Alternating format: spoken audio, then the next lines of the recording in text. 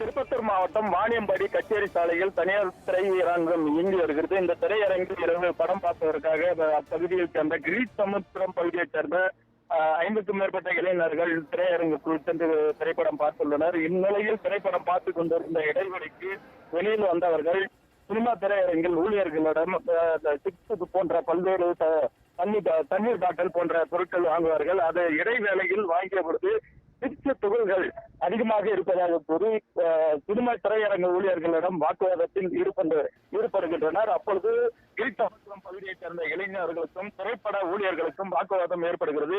இந்நிலையில் திரைப்பட ஊழியர்களை கிரிசமுத்திரம் பகுதி வாலிபர்கள் தாக்கிய பொழுது ஏன் தாக்குகிறீர்கள் என்று கேட்டு ஊழியர்கள் ஒன்று சேர்ந்து 5க்கும் மேற்பட்ட இளைஞர்களை சினிமா பாணியில் வெளுத்து வாங்குவதைப் போல அடித்து தும்ச நாசம் செய்கின்றனர். திரைப்படத்திற்கு வந்த பல்வேறு பொதுமக்கள் அச்சத்தை ஏற்படுத்தியது.